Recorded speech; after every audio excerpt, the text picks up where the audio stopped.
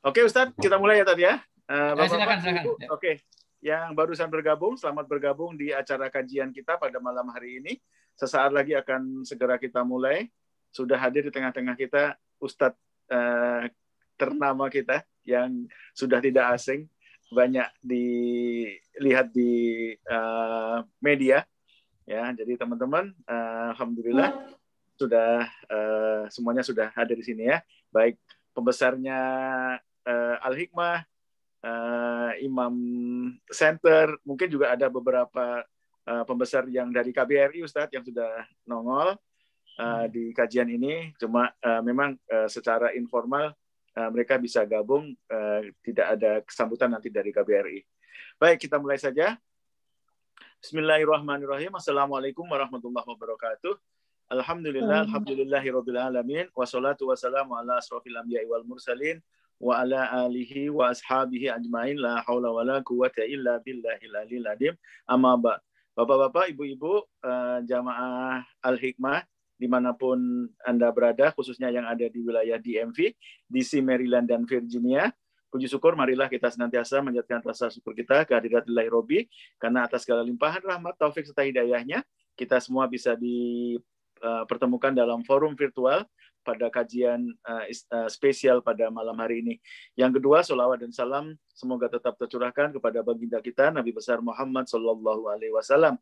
Yang ketiga, atas nama panitia, kami banyak mengucapkan terima kasih atas kehadiran jamaah yang sudah melonggarkan waktunya untuk bergabung dalam kajian spesial pada malam hari ini yang diselenggarakan oleh kelompok pengajian Al-Hikmah. Baik, untuk menyingkat waktu, saya pikir tidak perlu berpanjang-panjang karena kita akan memanfaatkan sebaik-baiknya. Kita akan menggali ilmu nanti dari Ustadz kita, Ustadz Jayanto. Tapi untuk itu kita mulai saja dengan bacaan basmalah bersama-sama. Bismillahirrahmanirrahim. Berikutnya Ustadz akan kita dengarkan, ini generasi penerus kita untuk membacakan beberapa ayat suci Al-Quran. Yang pertama tilawah akan dibacakan oleh Andana kita, Andana Nevi. Nanti terjemahannya dalam bahasa Indonesia juga, walaupun mereka lahir di Amerika, Ustadz, terjemahannya akan dibaca oleh Ananda Alesa. Kepada Ananda berdua, saya persilahkan, monggo. Assalamualaikum warahmatullahi wabarakatuh. Waalaikumsalam warahmatullahi wabarakatuh. A'udzu billahi minasy syaithanir rajim. Bismillahirrahmanirrahim. Innal ladzina kafaru sawa'un 'alaihim a'anzartahum am lam tunzirhum la yu'minun. Khatamallahu 'ala qulubihim wa 'ala sam'ihim wa 'ala absarihim ghishawatu wa lahum 'adzabun 'adzim. Wa minan nasi man yaqulu amanna billahi wa bil yaumil akhir wa ma hum bimu'minin. Yukhadi'una Allaha wal ladzina amanu wa ma yakhda'una illa anfusahum wa ma yash'urun. Fi qulubihim maradun fazadahumullahu maradah wa lahum 'adzabun alimun bima kanu yakdzibun. Wa idza qila lahum la tufsidu fil ardi qalu innama nahnu muslihun. Sadaqallahu. Selanjutnya terjemahan dibacakan oleh Ananda Alesa. Silakan Ananda Alesa. Aku berlindung kepada Allah dari godaan syaitan yang terkutuk. Dengan nama Allah yang Maha Pengasih lagi Maha Penyayang. Sesungguhnya orang-orang kafir sama saja bagi mereka. Engkau Muhammad beri peringatan atau tidak engkau beri peringatan, mereka tidak akan beriman. Allah telah mengunci hati dan pendengaran mereka. Penglihatan mereka telah tertutup, dan mereka akan mendapat azab yang berat. Dan di antara manusia ada yang berkata, kami beriman kepada Allah dan hari akhir. Padahal sesungguhnya mereka itu bukanlah orang-orang yang beriman. Mereka menipu Allah dan orang-orang yang beriman. Padahal mereka hanyalah menipu diri sendiri tanpa mereka sadari. Dalam hati mereka ada penyakit. Lalu Allah menambah penyakitnya itu. Dan mereka mendapat azab yang pedih karena mereka berdusta. Dan apabila dikatakan kepada mereka, janganlah berbuat kerusakan di bumi. Mereka menjawab, sesungguhnya kami justru orang-orang yang melakukan perbaikan. Maha benar Allah dengan segala firman-Nya. Wassalamualaikum warahmatullahi wabarakatuh. Waalaikumsalam warahmatullahi wabarakatuh. Terima kasih banyak kepada Ananda Nevi dan Alesha, sungguh luar biasa. Ustadz, mereka ini mungkin generasi ketiga Ustadz yang lahir di Amerika. Ya, jadi kita banyak komunitas Indonesia yang sudah hijrah, Ustadz, kita menyebutnya berdiaspora ke Amerika. Ini puluhan tahun, Ustadz, ya. Jadi luar biasa. Terima kasih. Saya lagi Ananda, Nevi dan Alesha, ya, luar biasa. Insya Allah amal jariah mengalir. Berikutnya, Bapak-bapak, Ibu-ibu, jamaah, Ustadz, kita akan dengarkan sekedar pengantar ini ya, karena Ketua Al-Hikmahnya sudah hadir. Mbak Yuli tadi sudah sempat ketemu. Nah, silakan Mbak Yuli. Tadi Ustadz pengen mendengar langsung dari ketuanya tentang Al-Hikmah, ya. Silakan Mbak Yuli. Assalamualaikum warahmatullahi wabarakatuh. Waalaikumsalam warahmatullahi wabarakatuh. Bismillahirrahmanirrahim. Alhamdulillahirabbil alamin. Wassalatu wassalamu ala asrofil anbiya'i wal mursalin sayyidina wa maulana Muhammadin wa ala alihi wa sahbihi ajmain, amma ba'du.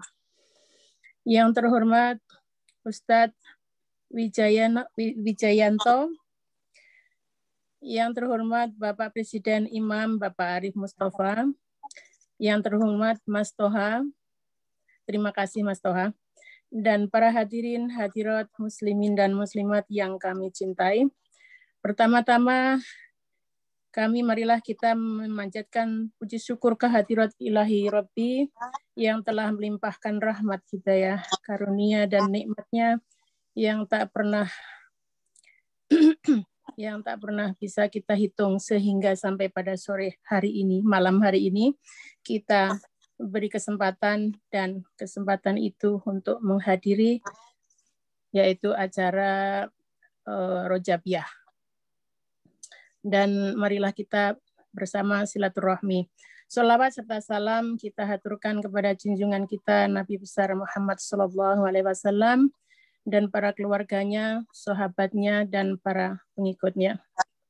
Bapak, Ibu, dan para hadirin yang kami hormati, kami selaku Ketua Jamaah Al-Hikmah ingin menyampaikan acara ini. Terima kasih kepada Ustadz Wijayanto yang sudah hadir di malam hari ini.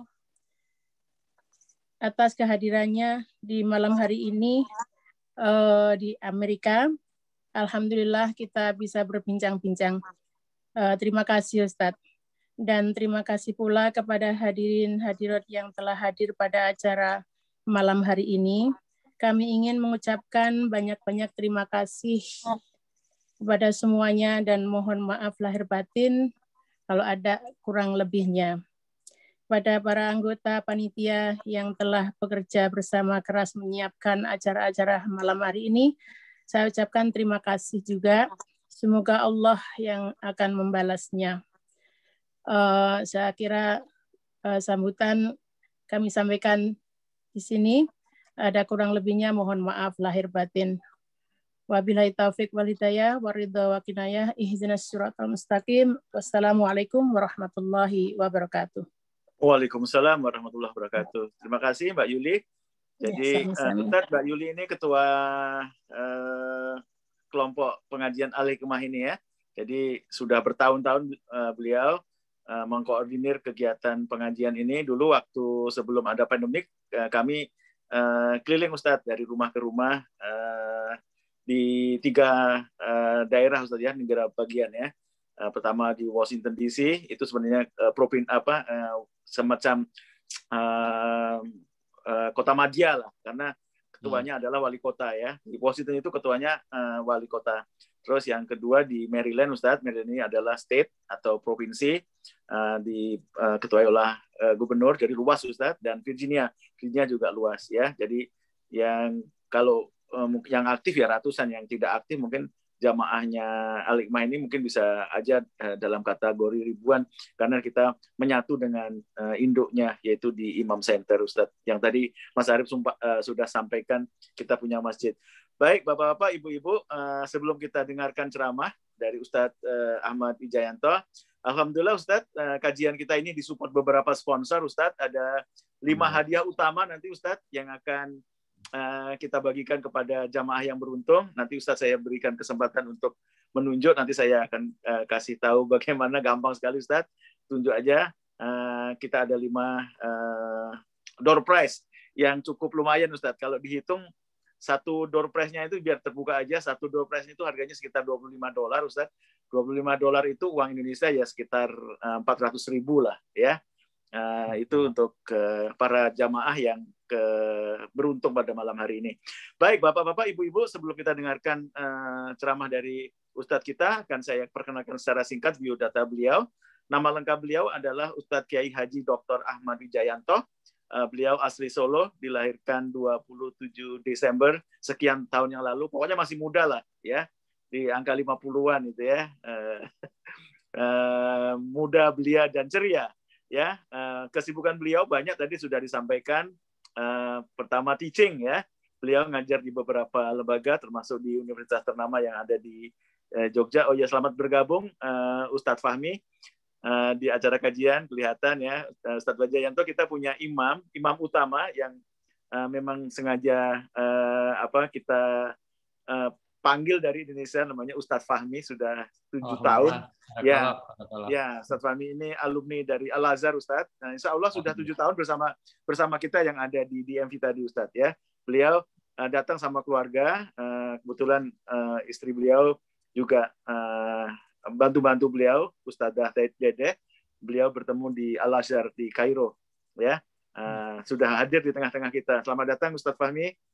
Ini ada Ustadz Wijayanto. Berikutnya Ustadz Wijayanto selain ngajar tadi banyak sekali yang sudah disampaikan tadi waktu ngobrol-ngobrol santai ya.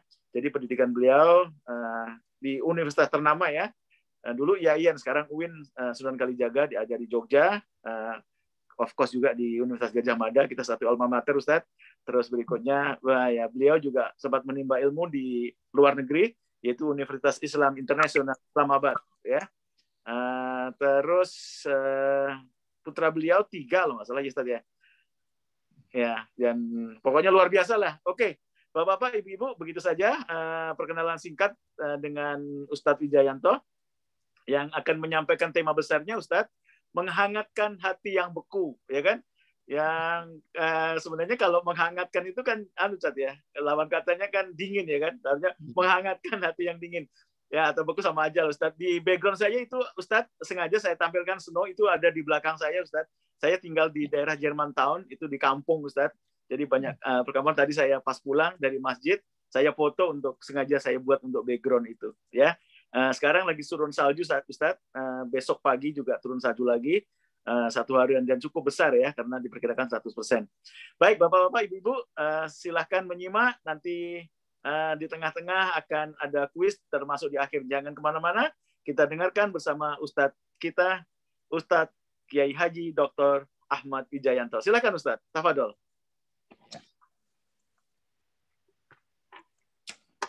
Bismillahirrahmanirrahim. Assalamualaikum warahmatullahi wabarakatuh. Waalaikumsalam warahmatullahi wabarakatuh. Alhamdulillahirabbil alamin. Nahmaduhu wa nusolli wa nusallimu ala rasulihil karim. Asyhadu an la ilaha illallah wahdahu la syarikalah wa asyhadu anna Muhammadan abduhu wa rasuluh. Qala Nabiyyu sallallahu alaihi wasallam wa may yuridillahu bi khairan yufaqihu fiddin wa qala aidan la yadkhulul jannah man qati'ur rahim wa qala aidan man salaka tariqan yaltamisu ilman salallahu tariqan ilal jannah. Sallallahu alaihi wasallam Rasul karim nahnu ala dzalika minasaitin wasakirin walhamdulillahirabbil alamin. Yang sangat saya takdimi, saya banggakan, saya muliakan. Mudah-mudahan Allah berkahi hidupnya dunia sampai akhirat. Para guru-guru kami, para senior kami, para ustadz dan ustadzah kami yang hadir, utamanya Bapak Toha, Ibu Yuli, Bapak Arif Mustafa, Ustadz Arif Mustafa, ini mohon maaf, alhamdulillah, Ustadzah Dedeh Agustina, Ustadz Fahmi Zubair Zakaria, hadir ya Ustadz Fahmi, Masya Allah. Kebetulan keponakan saya juga masih di Al-Azhar sekarang, Ustadz Fahmi. Assalamualaikum, Ustadz. Waalaikumsalam, Ustadz Fahmi. Oh, maaf lagi di jalan nih. Guys, ya Ustadz Fahmi. Iya. Keponakan saya masih di Al-Azhar juga, S2 oh, juga. Masya Allah, Masya Allah. Musa Al-Azhar. Iya, Masya Allah, Masya Allah. Masih di sana suami istri. Suami istri yang ya. Iya. Alhamdulillah. Jadi pejuang, ya. Insya Allah. Terakhir saya kena lockdown di Mesir juga bersama keluarga. Allah. Ya. Iya. Pas pulang langsung lockdown. Ya. Iya. Saya hormati Bapak Iwan Freddy, Ananda Nevi, Alisa, seluruh jamaah Al-Hikmah, jamaah imam, dan juga jemaah Muslim Indonesia di mana saja yang beberapa orang juga nanyakan saya karena dapat share dari mana nggak ngerti. Dan mudah-mudahan hari ini membawa keberkahan yang luar biasa. Sebagaimana tema kita, bagaimana menghangatkan hati yang beku. Temanya sangat menarik, tetapi izinkan saya mengapresiasi yang pertama, Rasulullah bersabda, tolong diperhatikan ini sabda Rasulullah. Rasulullah adalah orang yang sidik, amanah, tabligh, fatonah, al-amin, maksum, Mustafa Mukhtar. Terus terang saya paling canggung kalau Ustadz Toha, saya paling canggung kalau nyebut fatonah di Indonesia, karena di Indonesia fatonah masih di penjara gara-gara impor daging sapi. Tapi itu bukan fatonah. Itu bukan fatonah, itu fatanah. Kalau fatonah itu orang yang cerdas, punya keluhuran budi, itu Rasulullah fatonah. Kalau fatanah orang yang banyak fitnah. Yang di penjara itu fatanah, karena saya lihat tulisannya fatanah. Ya, Nabi nggak pernah bohong. Maka yang saya sampaikan sabda Nabi dulu. Yang biasa bohong itu bukan Nabi, itu jamaah imam. Ya, Nabi mensabdakan bahwa tidak akan masuk surga orang yang memutuskan hubungan silaturahim. Maka walaupun hari ini kita tidak bisa bertatap muka, walaupun saya sangat berharap lain waktu saya bisa bertatap muka ke Amerika, tetapi kita bisa bertatap maya. Mudah-mudahan ini juga untuk menyatukan hati kita kaitannya dengan bagaimana tidak memutus hubungan silaturahim. Karena justru Allah melaknat orang yang kumpul di satu tempat tapi hatinya pecah. Tahsabuhum jami'a wa qulubuhum shatta. Jangan sampai kamu kumpul di satu wilayah di Amerika, sama-sama bikin satu organisasi, sama-sama dalam satu wadah. Bagaimana ikatan orang Indonesia Muslim sana, tapi hatinya pecah. Itu kayak persaudaraan tukang judi. Orang judi itu orang judi itu satu meja, tapi hatinya pecah karena dia pengen membunuh satu dengan yang lain. Kelihatannya dalam satu wadah, tetapi satu ingin bunuh. Wah, jack, wah, balak dol, segala macam. Itu yang senyum-senyum berarti sering judi. Dan kalau orang lain mati, dia senang. Oleh orang-orang milenial, mohon maaf, orang-orang milenial itu di bawah anak-anak saya loh. Kalau saya, Pak Toha itu Ustadz Fahmi itu sudah kolonial, bukan milenial lagi. Nah, itu mohon maaf, orang milenial katakan penyakit SMS, senang melihat orang susah dan susah melihat orang senang.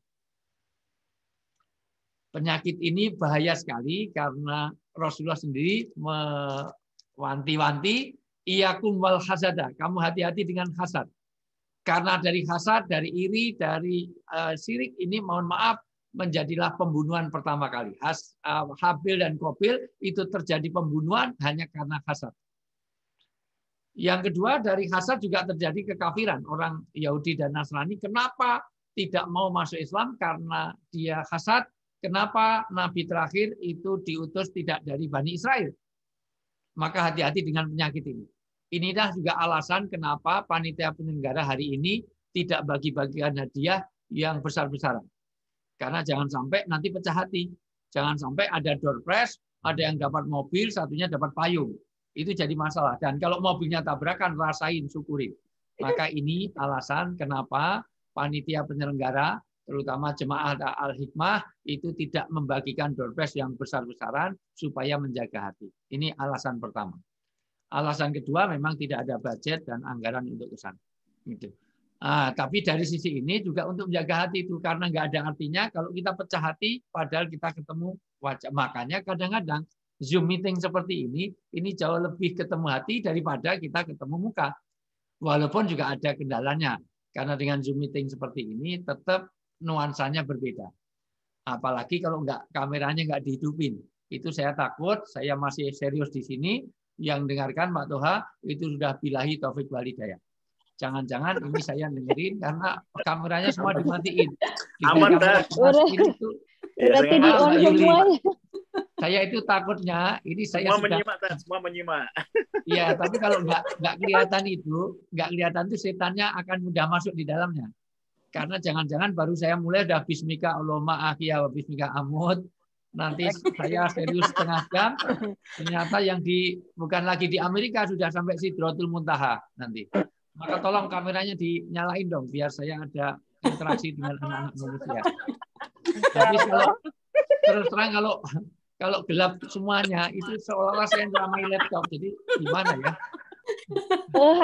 Harus dandan dulu Pak Ustadz. Harus dandan dulu. Dandan sudah. Kecantikannya sudah dari inner beauty, bukan outer beauty. Semuanya cantik-cantik, solihah-solihah itu wajah surgawi semuanya, insya Allah. Jangan dimatiin. Ini takutnya satu. Kalau dimatiin ini gara-gara lockdown ini, ibu-ibu ini sambil dengerin pengajian makan snack yang di depannya terus itu nanti bisa pertumbuhannya melebar menyamping. Makanya lockdown ini kalau orang di lockdown nanti nggak bisa keluar karena pertumbuhannya melebar segala macam. Nah, ini biar terkontrol. Tolong karena ini juga gangguan. Kenapa kok di dalam adab menuntut ilmu itu suruh merapat ke depan? Mohon maaf, itu nanti sampai turun ayat. Adab untuk menuntut ilmu itu ada ayat khusus mengatur duduk di majelis ilmu. Nah, ayat mengenai, coba dibaca surat Toha. Boleh dibacakan? Siapa selain ini? Toha. Pak Toha mungkin surat Mujadalah ayat. Mohon maaf, surat Mujadalah ayat 11. Orang ada Quran. Pak Toha tuh satu surat tuh bisa. Ya, Mujadalah ayat 11. Terjemahnya aja, biar sampai ke poin. Ini efektivitas waktu. Mujadalah surat ke-58 ayat 11. Biasanya standarnya setiap kajian sama saya siapkan Quran terjemah supaya saya tidak ngoyo-woro ke sana kemari. Jadi semuanya berangkat marojiknya jelas dari ayat ya. Ayat berapa? Al-Quran surat Mujadalah surat ke-58 ayat 11. Langsung terjemahnya saja. Hai orang-orang yang beriman, apabila dikatakan kepadamu berlapang-lapanglah dalam majlis, maka lapangkanlah, niscaya Allah akan memberi kelapangan untukmu. Dan apabila dikatakan berdirilah kamu, maka berdirilah, niscaya Allah akan meninggikan orang-orang yang beriman dan di antara kamu dan orang-orang yang diberi ilmu pengetahuan beberapa derajat dan Allah Maha mengetahui apa yang kamu kerjakan. Saya terangkan cepat. Pertama, ayat ini dimulai dengan ya ayyuhalladzina amanu. Setiap ayat yang dimulai dengan ya ayyuhalladzina amanu berarti itu ayat Madaniyah, diturunkan di Madinah atau diturunkan di Mekah setelah Fathu Mekah. Nanti Ustadz Fahmi akan jelaskan lebih jauh. Atau Ustazah Dedeh nanti bisa jelaskan lebih jauh. Kenapa ayat ini dimulai dengan ya ayyuhalladzina amanu? Berarti ayat itu surat Madaniyah. Kedua, isinya mengenai hukum. Ketiga, dia ada taukidnya. Jadi ada stressingnya. Nah, makanya saya perjelas ini supaya semuanya fokus. Ayat-ayat mengenai perintah, sholat, puasa, zakat, pasti ayat-ayat yang dimulai dengan ya ayyuhalladzina amanu. Karena ayat ini ayat yang, mohon maaf, sebetulnya nggak usah pakai seperti itu pun pasti akan disampaikan Rasulullah. Tapi ini ada penekanan. Yang kedua, ayat ini bicara tentang duduk di majelis ilmu. Jadi waktu itu sahabat itu kalau dengerin kajian itu menjauh. Kalau sini ya kameranya dimatiin semuanya. Sambil tiduran, sambil itu semuanya. Terus terang Pak Toha, saya ini sering tersakiti. Tahu aja Pak Ustadz. Saya ngajar di UGM. Yang ngantuk itu nggak kelihatan Pak Ustadz. Itulah, makanya setannya masuk di situ. Nah, kalau gini kan nanti bisa saya tegur. Oh ternyata Bu Suraton itu billahi taufik wal hidayah. Ternyata Mbak Yuli sudah bismika Allahumma ahya. Mbak Kamsiah malah Allahumma barik lana fi madrasata karena makan terus itu semuanya ya. Nah, nanti bisa saya kata jangan-jangan Mbak Maryam tiba-tiba itu toplesnya habis di depannya. Masya Allah luar biasa. Ya. Nah, makanya ini bagian dari adab menuntut ilmu. Supaya dia muwajahah, supaya dia tawajuh. Supaya dia, mohon maaf, tawajuh, supaya dia fokus. Kalau nanti dimatiin, nanti tidak melaksanakan ayat ini. Dulu sahabat itu melingkar kayak orang tahlilan, Pak. Jadi dibawa kayak orang kondangan. Jadi melingkar semuanya, maka suruh merapat, suruh fokus. Karena ini sedang kajian agama. Beda kalau kita sedang PKK atau ke Dharma Wanita atau kita sedang Karang Taruna atau sedang clubbing, meeting, yang lain-lain. Tapi kalau ngaji beda. Kalau ngaji, kalau ada Ustadz, mohon maaf, Ustadz Fahmi sedang ngajar, maka Ustadzah Dedeh ngajar, semuanya merapat ke depan. Nah, ini ayat ini bicara tentang itu. Ini karena kajian rutin, maka saya sampaikan. Kalau saya kajian umum gitu kepada orang itu nggak pernah nyampaikan ayat ini. Yang kedua, lapangkanlah saudaranya. Karena waktu itu orang yang datang itu melompati pundak-pundak sahabat. Jadi pengajian datang terlambat, itu melompati karena di belakang penuh, di depannya kosong. Maka turun ayat ini. Kalau ngaji, semuanya tawajuh. Tolong kameranya dihidupin supaya bisa terkontrol, supaya setan tidak masuk di dalamnya. Karena mohon maaf, kadang-kadang itu, mohon maaf, acara inti dengan acara untu, itu lebih menang acara untu. Kadang-kadang kalau sudah acara intinya ditinggalkan, kenapa? Karena makan terus tadi. Ya, oke. Nah, pokoknya jangan sampai saya serius, yang lain sampai Sidratul Muntaha. Saya masih mau serius, karena sudah billahi taufik wal hidayah. Ya, ya. Nah, jadi ini. Kemudian Allah meninggikan derajat orang yang berilmu. Orang yang beriman dan berilmu ditinggikan derajatnya. Ini kalau waktunya panjang, tapi nanti Ustadz Fahmi aja yang nerangkan. Salah satu tafsirnya, orang yang berilmu itu ditinggikan derajat bukan hanya karena pahalanya yang besar, tapi juga ditinggikan derajat. Contoh, orang berilmu itu bisa mengalahkan hukum Tuhan, bukan Allah kalah, tapi ngalah. Dalam pengertian begini, orang sholat itu harus rapat. Mohon maaf, harus rapat di dalam jamaahnya. Tapi karena ada pandemi, orang yang ahli kedokteran sekarang suruh menjaga jarak. Maka itu kelebihan orang berilmu. Justru yang benar menjaga jarak. Maka fatwa di Mekah, Madinah, semuanya sholatnya menjaga jarak. Padahal kalau menjaga jarak, setan masuk di dalamnya. Tetapi ayat ini, orang berilmu bisa memberi fatwa. Misalnya, ini ada yang dokter siapa? Pak Toha, ada yang dokter nggak ini? Ada Ustaz. Ada. Siapa? Mbak siapa istrinya Mas Ruli hadir nggak ya? Mbak Tati. Mbak Tati ada? Dokter Meriana datang nggak ya? Dokter Meriana? Enggak. Atau saya tanya, saya tanya jujur, gula itu halal apa haram? Gula itu halal apa haram? Halal. Tapi orang berilmu bisa mengharamkan gula. Kalau dia kena penyakit kencing manis, kena penyakit gula, kena penyakit diabetes meletus. Ya, jadi kalau dia kena diabetes, maka gula menjadi haram. Padahal gula itu halal, tapi menjadi haram karena ada orang berilmu. Nah, orang berilmu itu punya luar biasa. Nanti kalau saya ini kalau nerangkan satu ayat, pengennya detail ke sana kemari. Dulu kuda itu pernah dilarang makan, padahal Rasulullah suka makan daging kuda. Kenapa? Karena musim perang. Maka ahli politik melarang tidak makan daging kuda. Karena kalau kuda disembelih, nanti kalau perang banyak serangan musuh, tentara mau pakai apa? Masa bawa ayam. Naiknya kan kuda. Nah, itu. Nah, bahkan pernikahan orang Persia pernah dilarang kepada orang Islam. Kenapa? Karena ahli ilmu mengatakan itu. Makanya menuntut ilmu seperti ini, satu, pahalanya besar, sampai Imam Syafi'i mengatakan, Imam Syafi'i rahmatullahi alaih, Imam Syafi'i itu madhab yang paling banyak pengikutnya di seluruh dunia. Nanti kalau kita berkunjung ke tempatnya Ustadz Fahmi, Ustadzah Dedeh, nanti lihat kuburannya. Baru saja selesai direnovasi. Itu. Dulunya kumuh, banyak pengemis, sekarang udah bagus sekali. Terakhir saya ke sana. Mohon maaf, Imam Syafi'i ini mohon maaf mengatakan orang kajian Zoom 1 jam seperti ini, teman-teman dari Amerika ini, pahalanya melebihi daripada tahajud semalam suntuk. Yang barangkali kita tidak ada yang tahajud semalam suntuk. Dilihat dari wajah-wajahnya, bukan wajah-wajah orang yang rajin sholat tahajud. Mohon maaf. Karena dokter saya mengenai psikologi, Pak Toha, jadi saya tahu psikologi seseorang. Psikologi itu gampang, saya sarankan nanti kalau cari istri, jangan cari wanita yang berkacamata. Karena ada temuan, serius, ini ada temuan psikologi modern, wanita yang berkacamata itu kalau udah nikah ada kecenderungan kurang setia.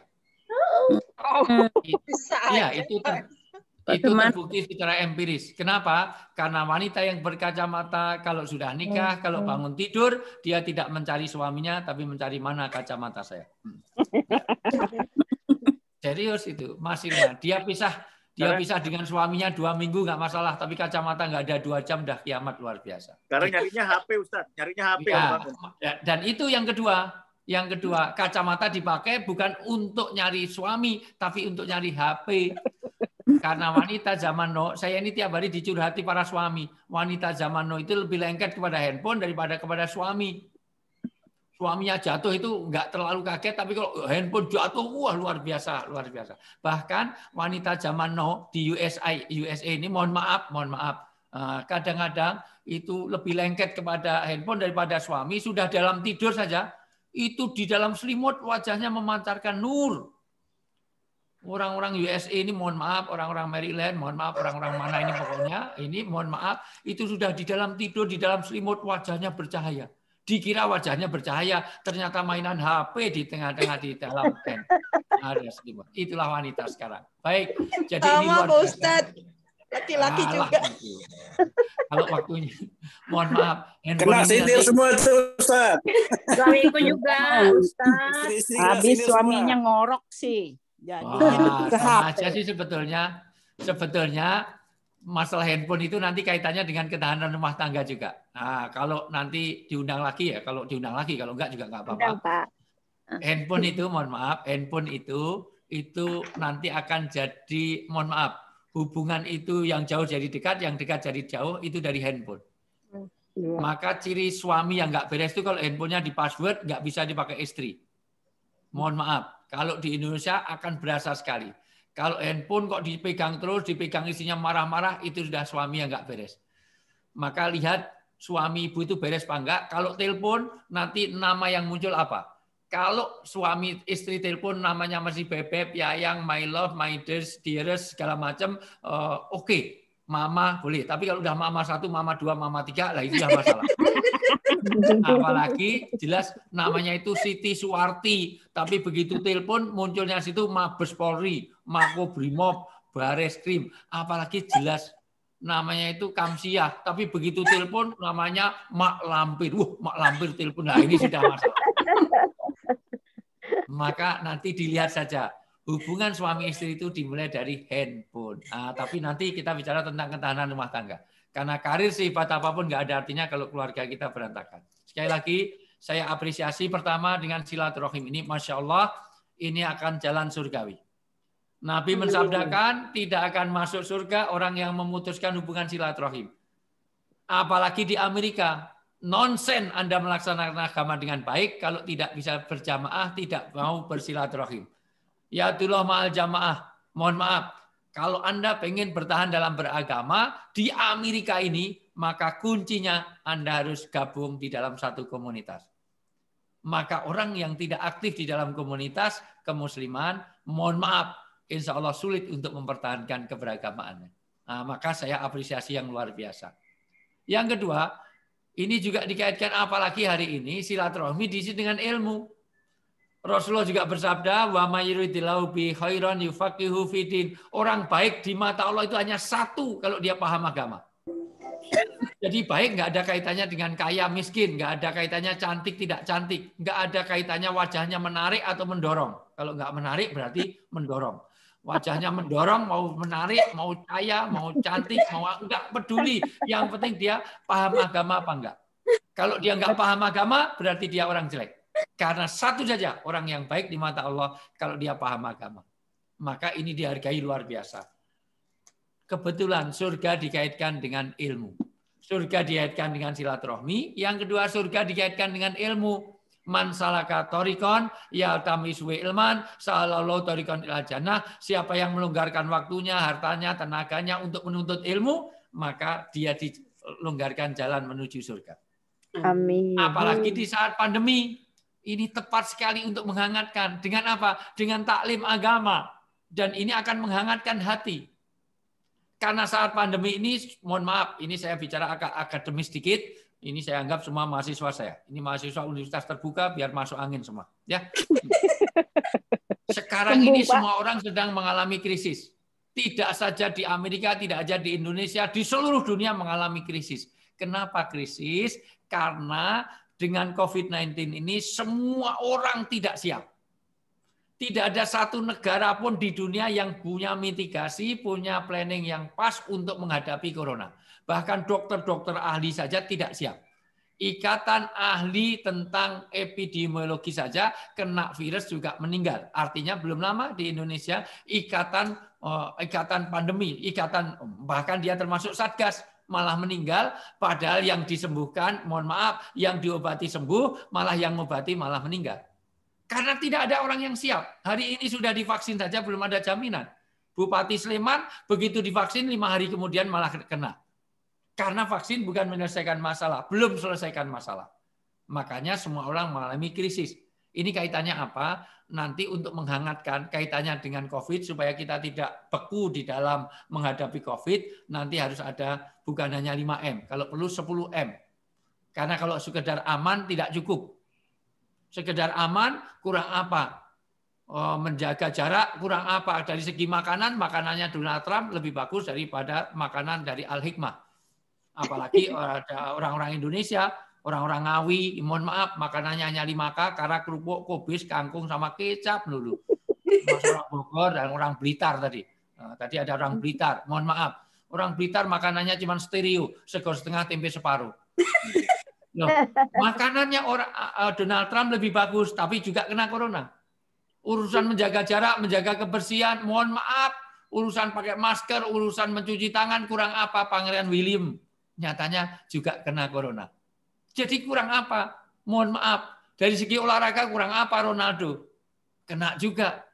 Olahraganya jauh lebih bagus daripada olahraganya ibu-ibu di komunitas Al-Hikmah. Mohon maaf. Pertumbuhannya melebar, menyamping ini pasti tidak pernah treadmill. Masya Allah. Ini pertumbuhannya melebar, menyamping, gemuk, gendut, gemuran. Dulu datang di Amerika pertama itu masih kutilang, kurus, tinggi langsing. Sekarang kok melebar, Masya Allah. Dulu kayak biola, sekarang kayak gentong. Langsung perut itu aja, Masya Allah. Kepala langsung perut. Wah, nggak ada siluetnya sama sekali. Nah, dari sisi ini, mohon maaf sekali lagi. Saya masih kurus, Pak Ustaz. Ya, nggak apa-apa, jangan tersinggung. Walaupun ibu tidak gemuk, ibu itu tepatnya berbobot. Ya, ibu itu berbobot. Ya. Bobot pahala. Walikuli syai'in mazi'ah. Setiap satu kekurangan pasti ada kelebihan, kelebihan pasti ada kekurangan. Meskipun ibu itu gemuk, mohon maaf, Bu Yuli, walaupun Bu Yuli gemuk, tapi nggak kelihatan kurus deh. Gitu. Ya. Jadi luar biasa. Artinya apa? Ya serius. Orang gemuk itu disyukuri. Orang gemuk itu pasti punya kelebihan. Tenang aja. Iya. Itu pasti punya teman. Bagus. Nggak usah disebutin, nggak usah sebutin. Oh, Mbak Meti mau nyebutin. Sekali lagi. Ya, jangan tersinggung.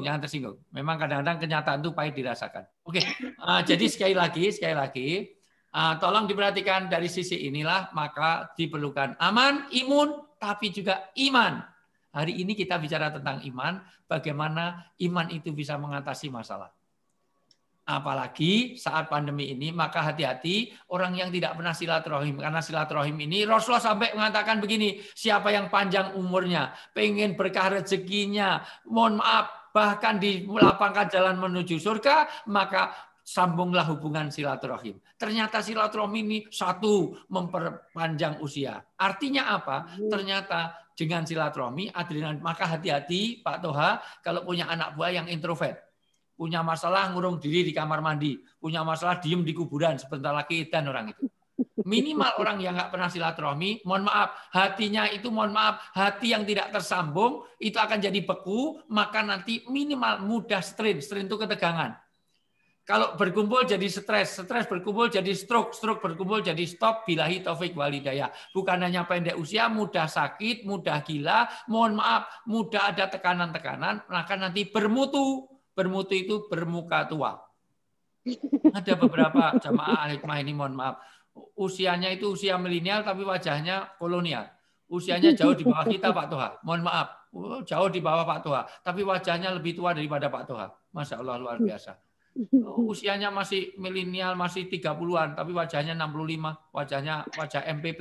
MPP itu mati pelan-pelan, para pensiunan lah. Ini ada beberapa ibu-ibu ini, ada 1, 2, 3. Nanti saya tunjukkan.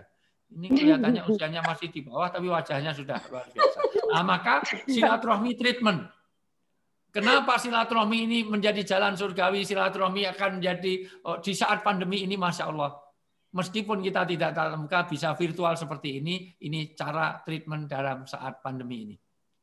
Apalagi ini tema yang luar biasa. Tema yang dibahas bagaimana menghangatkan hati dalam konteks Isra Mi'raj. Karena Isra Mi'raj ini sebetulnya kalau mau holistik harus dibahas dari sisi latar belakangnya, kedudukannya, hasilnya, hikmahnya. Paling tidak 4 itu. Tapi memang kenapa ini konteksnya dengan Isra Mi'raj, Pak Toha, akan saya kontekkan ke sana. Karena memang Isra Mi'raj itu bersamaan diperintahkannya Isra dan Mi'raj itu karena ada Yaumul Hazan, yaitu ada Amul Hazan itu tahun di mana Rasulullah sedang sedih. Di saat sedih, kalau ini pas banget, karena kita sedih terhadap COVID, semua orang mengalami uncertainty atau mengalami ketidakpastian. Hari ini Pak, semua orang Indonesia juga tidak yakin apakah tahun depan kita bisa tatap muka di dalam bersekolah. Sementara sekarang ibu-ibu di rumah sudah mengalami stres berat. Bukan hanya menghadapi anaknya, bukan sekedar untuk urusan rumah tangga, tapi harus jadi guru bagi anaknya. Yang lebih berat lagi, untuk mensikapi anak mertua. Kadang-kadang anak sendiri itu gampang, tapi anaknya mertua itu lebih rewel daripada anak kandung. Mohon maaf. Suami-suami itu lebih repot, banyak di rumah itu merepotkan. Nah, maka semua stres. Dari segi keamanan, sekarang ini ya Allah Pak, jangankan sepeda Brompton, FN Honda, mohon maaf. FN Honda ini mohon maaf di Indonesia, di Jogja saja sudah anaknya Prof Budi, Pak, anaknya Prof Budi, teman di UGM, itu cuman pakai poligon aja disiram air keras, cuman mau diambil sepeda. Jangankan itu, cuman sekedar, mohon maaf, ini baru ngetren di Jogja ini adalah tanaman janda bolong. Janda bolong. Janda bolong itu apa ya? Ya nggak tahu di Amerika. Janda bolong itu baru ngetren. Ditaruh di pagar aja dicuri orang. Apalagi aglonema, apalagi yang lain-lain. Nah, artinya secara keamanan juga tidak pasti. Ketidakpastian ini oleh teorinya Anthony Giddens dalam teorinya Juggernaut. Juggernaut itu kayak karavan yang terlepas di atas bukit, maka dia akan meluncur ke bawah. Karena dia meluncur, maka semua tidak pasti, baik yang ada di dalam karavan atau bus, tapi juga yang akan kelewatan. Bisa lurus, bisa kanan, bisa kiri. Ini jadi kuliah ya. Ini kalau saya kuliah jadi 8 SKS ini. Nah, artinya apa? Semua orang mengalami tidak pasti sekarang. Semuanya. secara politik nggak pasti, keamanan nggak pasti, bahkan secara ekonomi semua nggak pasti. Sekarang ini sudah 32 juta orang Indonesia yang UMKM-nya, usahanya mandek. Tidak bisa bergerak sama. 32 juta orang terdampak oleh COVID ini.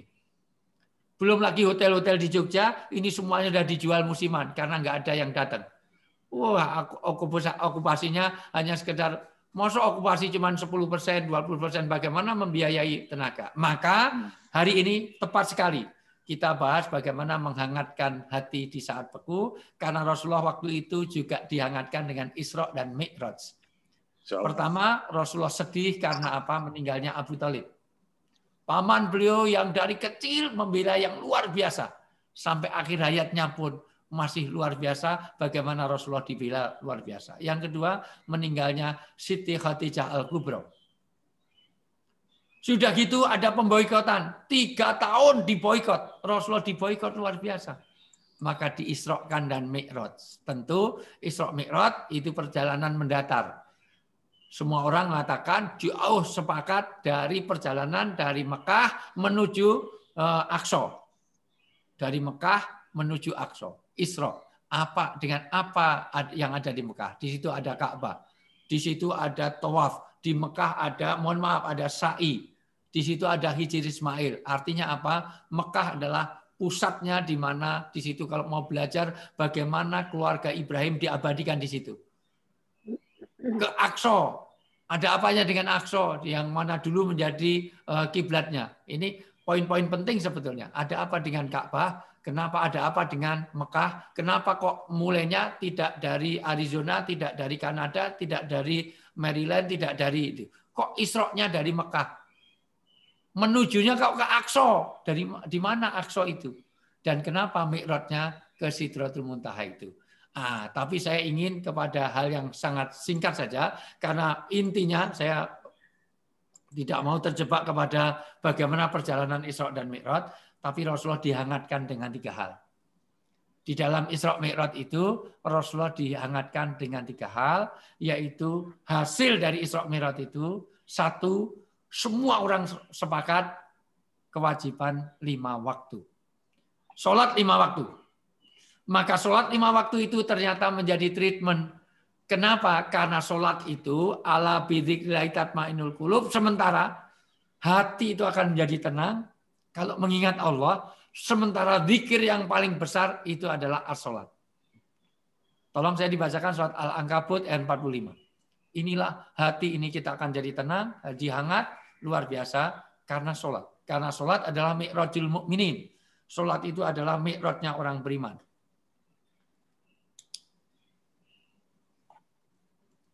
Al-Ankabut surat ke-29 ayat 45. Utlu ma'uya ilaika minal kitabi wa aqimi sholah. Inna sholata tanha 'anil fahsya'i wal munkar. Ya. Wala dzikrul akbar. Iya, saya bacakan. Ayo, Mbak Maryam boleh? Atau ya, bacalah apa yang boleh? Bacalah apa yang telah diwahyukan kepadamu, yaitu Alkitab Al-Qur'an, dan dirikanlah salat. Sesungguhnya salat itu mencegah dari perbuatan-perbuatan keji dan mungkar. Dan sesungguhnya mengingat Allah, salat adalah lebih besar keutamaannya dari ibadat-ibadat yang lain. Dan Allah mengetahui apa yang kamu kerjakan. Ada 4 poin utama yang ingin saya ambil di situ. Pertama, itu perintah untuk membaca Al-Quran. Tapi bukan hanya membaca. Karena Quran itu terhadap orang Islam melahirkan 5 kewajiban.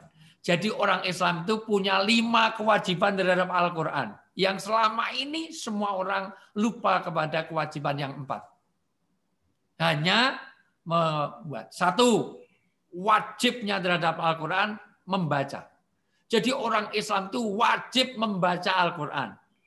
Karena di situ ada kalimat amr, utlu ma uhiya ilaika minal kitabi wa aqimis shalah. Jadi perintah al-aslu fil amr lil wujub. Nanti Ustaz Dede akan menyampaikan. Ustaz Dede ya, Ustaz ini. Pokoknya nanti yang kurang-kurang nanti dilanjut sama Ustaz Toha ya itu. Nah, yang nungguin terus di sana maksud saya ya itu. Jadi dari sisi ini 1 membaca. Tapi kalau Quran hanya dibaca, dia hanya dapat hadiah tapi nggak dapat hidayah. Maka kewajiban yang kedua, adalah memahami supaya kita dapat hidayah. Karena Quran bukan jimat. Quran ini adalah way of life. Artinya di sini adalah jalan hidup, di sini adalah pegangan hidup. Artinya ini harus dipahami. Quran tidak hanya dibaca, dipahami. Yang ketiga, tidak hanya dipahami tapi dihafal.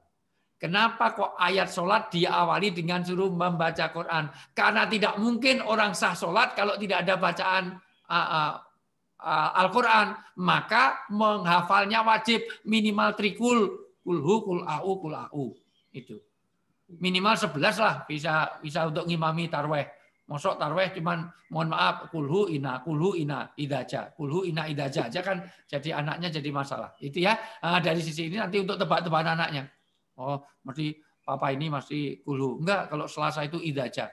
Nah, kalau Senin kulhu. Karena hafalannya cuma itu. Maka menghafal. Yang keempat, tidak hanya menghafal.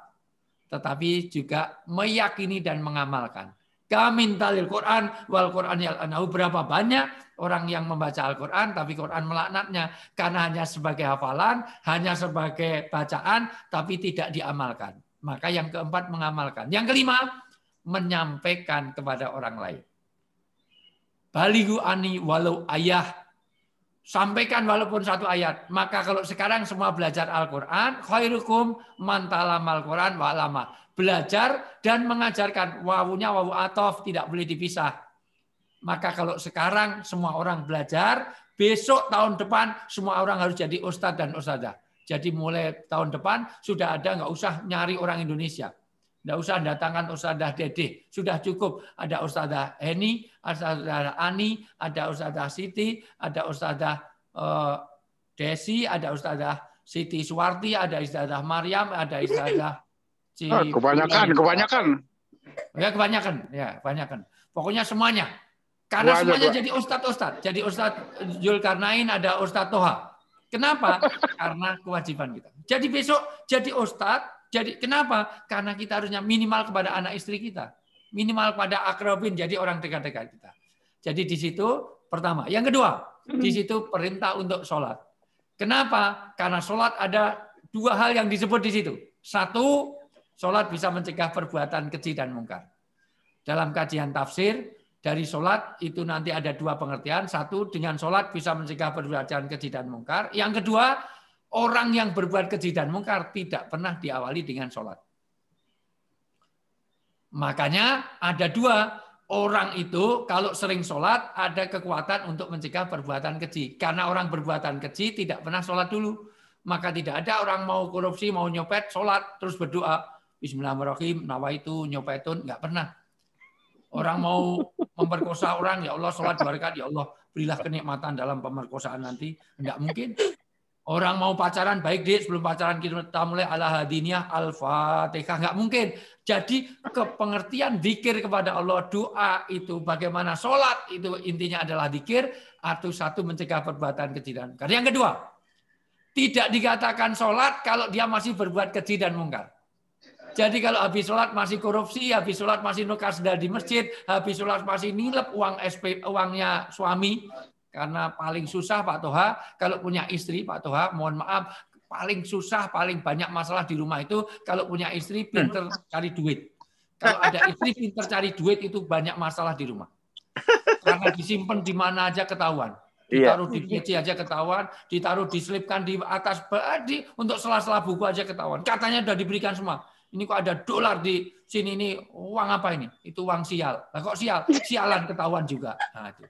Makanya hati-hati kalau punya istri. Karena istri-istri sekarang itu mohon maaf, itu jujur, para ibu-ibu kalau mau nyuci baju sebelum masuk mesin cuci, kok ada dolar di saku suami, ibu ambil apa serahkan suami? Jujur. Diambil apa serahkan suami?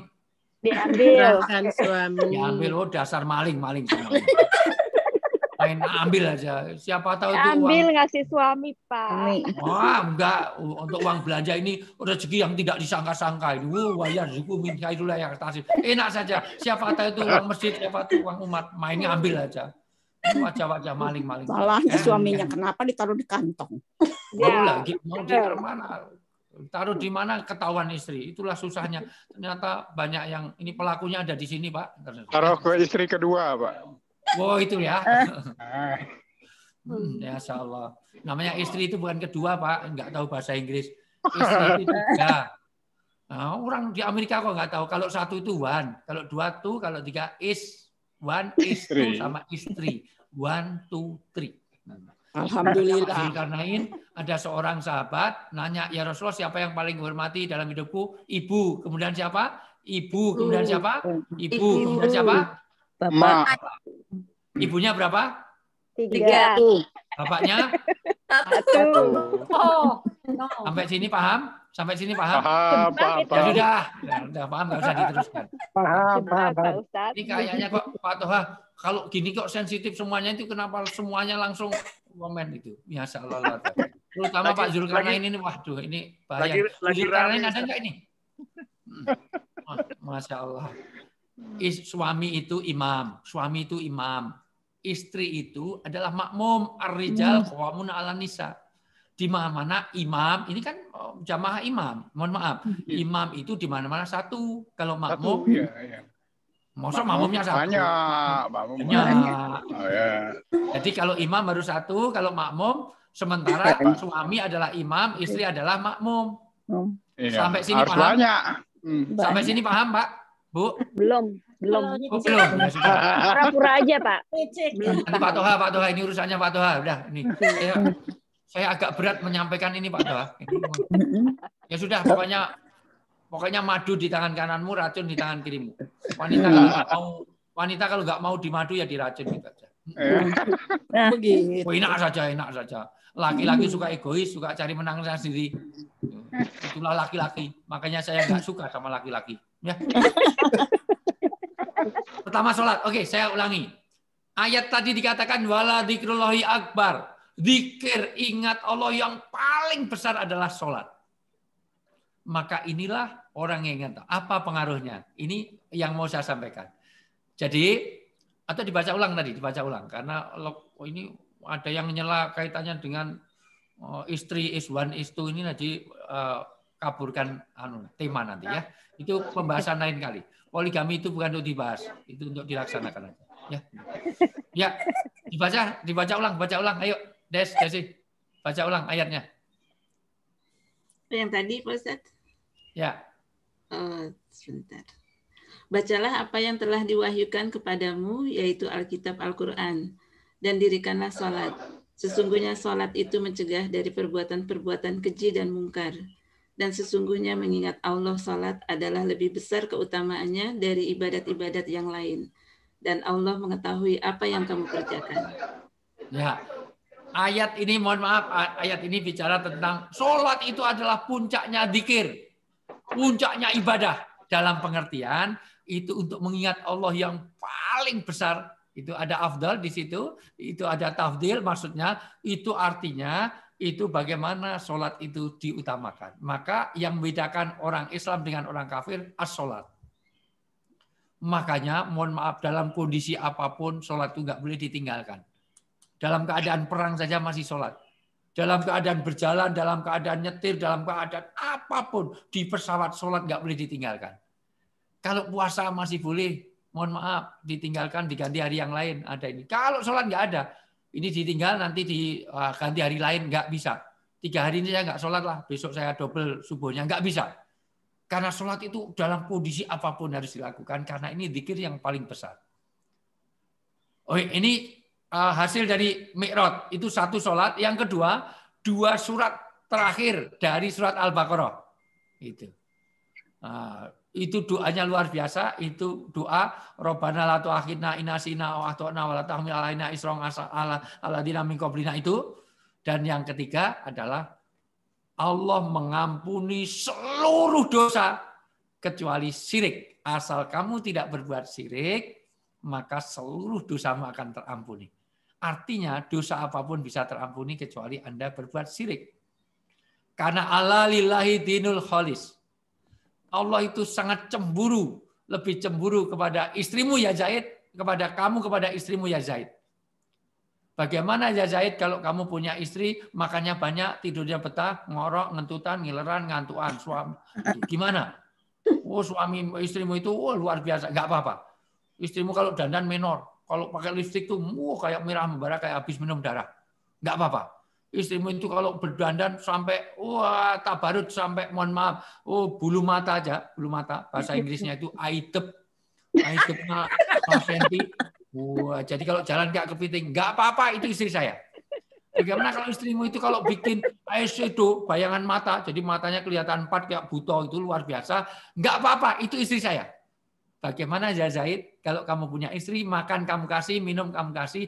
Tapi kalau tidur dengan orang lain, kalau hamil dengan orang lain, setiap anak lahir, hasil hubungan dengan orang lain. Oh, kurang ajar ya Rasulullah. Saya talak 762 kali kalau perlu. Allah lebih cemburu kepada orang yang berbuat syirik daripada kamu kepada istrimu. Maka la tusyrik billah. 3 ini hasil dari Isra Mi'raj. Karena yang sering disampaikan, Isra Mi'raj itu hanya menghasilkan sholat. Padahal ada juga 2 surat terakhir Al-Baqarah itu turun bersamaan dengan Mi'raj. Yang berikutnya adalah hati-hati terhadap syirik. Saya akan bahas yang satu saja kaitannya dengan bagaimana menghati-hati dengan zikir ini. Kenapa? Karena Rasulullah bersabda begini. Tolong dicatat baik-baik, dengerin baik-baik. Masalul ladzina yadhkurubahu walladzina la yadhkurubahu kamasalil hayy wal mayyit. Hadis riwayat Bukhari dan Muslim. Perumpamaan orang yang berzikir kepada Allah, yang ingat kepada Allah, dan orang yang tidak berzikir, yang tidak ingat kepada agama, nggak ingat kepada Allah, hanya cari dunia di Amerika, tapi lupa ke al-hikmah, lupa bergabung kepada imam, seperti orang yang hidup dan mati. Amasalil hayy wal mayyit. Jadi orang yang ada agama, orang yang masih ingin belajar agama, ingin zikir, masih zikir, masih sholat, masih itu, hangat hatinya itu, hati yang diisi agama, dihangatkan yang cair dengan agama, maka itu seperti orang hidup. Tapi kalau hatinya beku, tidak ada agama, maka seperti orang yang mati. Kenapa Nabi mengatakan kayak orang hidup dan orang mati? Tolong perhatikan baik-baik. Orang hidup harganya luar biasa, tak ternilai. Kalau mati, nggak ada harganya sama sekali. Bapak Ibu boleh silahkan ngundang Mbak Ayu Ting Ting ke Amerika. Tidak cukup dananya 10 juta, 20 juta. Ayu Ting Ting itu bersama dengan saya, Mbak Ayu Ting Ting, Masya Allah, itu pernah satu panggung dengan saya. Maksudnya dia hiburannya, saya pengajiannya. Dia siangnya, saya malamnya. Karena tadinya dia malam, saya siang, khawatir kalau ada hiburan sering ada tawuran di Lampung. Maka dibalik, dia siang untuk menghindari tawuran, saya malamnya. Kalau pengajian jarang yang tawuran. Jarang tawuran di pengajian tawuran, mati 6 orang rebutan snack, jarang. Tapi kalau hiburan pasti banyak. Maka kalau ingin berkah, imam ini mohon maaf jangan hanya menghadirkan penyanyi, tapi hadirkan para ustadz. Ya, hadirkan Ustazah Dede, hadirkan Ustazah Arif, Ustazah itu semuanya. Itu jauh lebih ini. Ya. Nah, sekali lagi dengan ustadz ini, mohon maaf sekali lagi, dibayar 150 juta hanya untuk mencari alamat palsu. Kesana kemari mencari alamat palsu, begitu aja 150 juta hanya untuk mencari alamat palsu. Padahal saya tahu persis waktu itu Mbak Ayu Ting Ting itu tinggalnya di apartemen Sudirman Park Tower B lantai 10. Saya tahu persis. Dia nggak pernah cari alamat. Hafal Pak. Iya. Kalau Luna Maya itu di apartemen Sudirman Park Tower B lantai 11.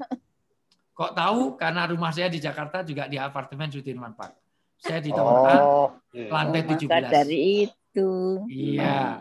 Makanya saya sudah biasa, Pak, Bu. Saya biasa tidur di atasnya Luna Maya itu udah biasa. Dia lantai 11, Bu. Saya lantai 17. Gimana sih? Di atasnya. Kalau Ustaz ada hidayat, adresnya di mana, Pak? Waduh, Pak Dedi ini gimana ini? Jangan-jangan punya videonya nih Pak Dedi. Ya. Pak Zul. Artis tahu alamatnya. Saya tanya. Iya, karena dia satu apartemen. Oh, ngono toh. Gitu, apartemen, satu gedung. Iya, dia lantai 11, saya lantai 17, kan saya di atasnya. Dia mandi aja, saya di atasnya. Ya. Tapi kalau malam nggak kesasar mijit nomor apartemennya. Masya Allah. Nanti Japri aja nanti saya tunjukkan ya. Pak Zul sama Pak Dedi Hendarna ini ya Allah ini minat banget ini, sensi sekali. Baik, sekali lagi disinilah orang yang hidup. Orang hidup harganya mahal.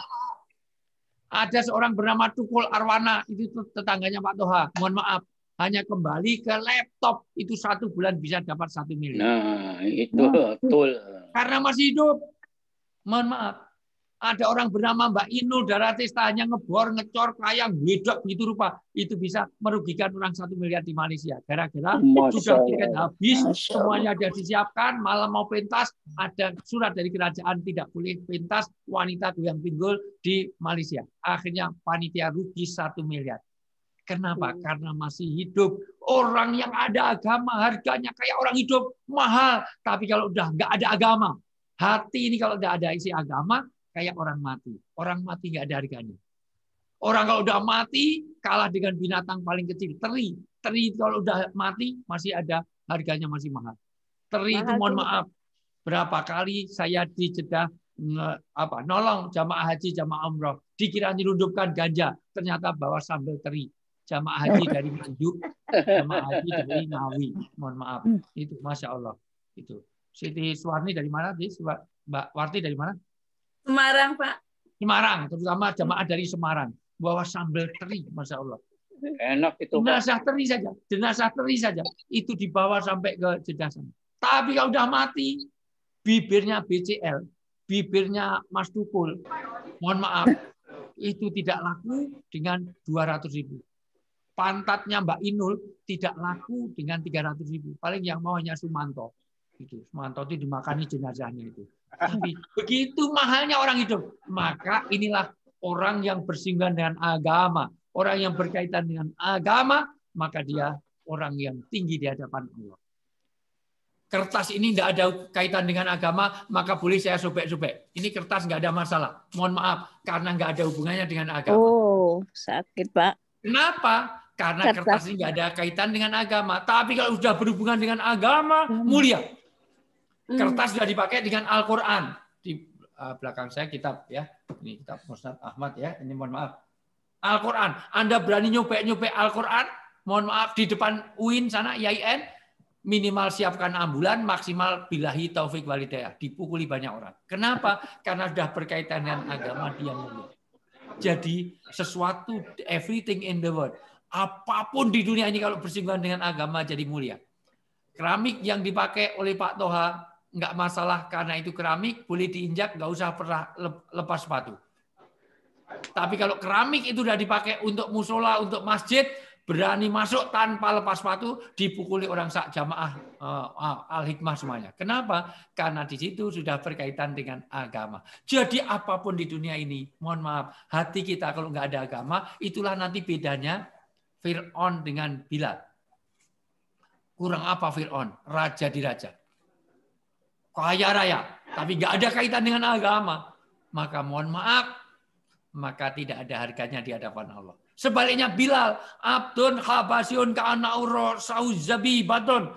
Sudah Bilal ini orangnya hitam, hidungnya pesek, matanya nggak rata, satu besar satu kecil, rambutnya keriting tapi nggak rata kayak kismis. Kalau keritingnya rata lumayan. Jadi kalau sekolah nggak usah bawa tas karena pulpen bisa dimasukkan sini semuanya. Itu. Maka orang kalau rambutnya keriting hemat, nggak perlu ada di tas. Kenapa? Orangnya jelek tetapi dimuliakan.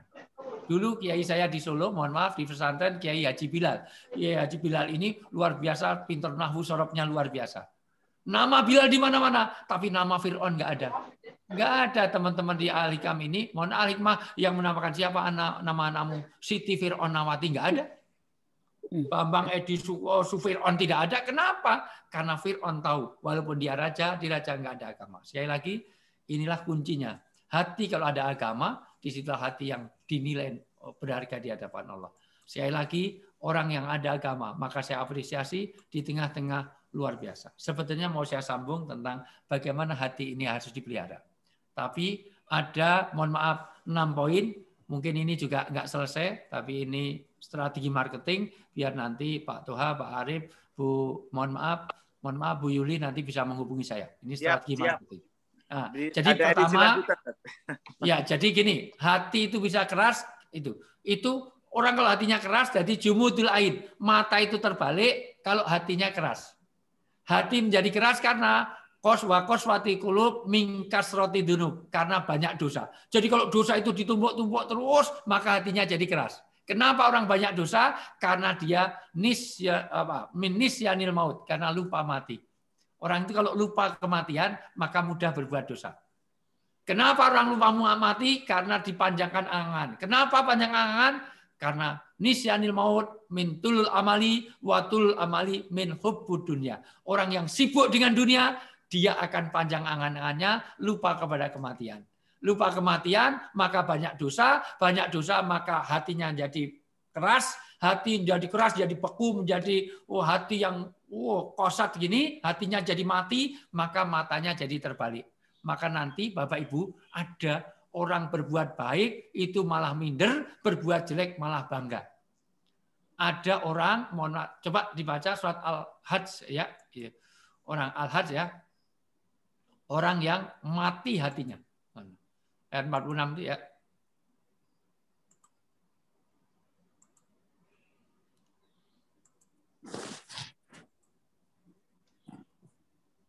Al-Hajj ayat 46 ya.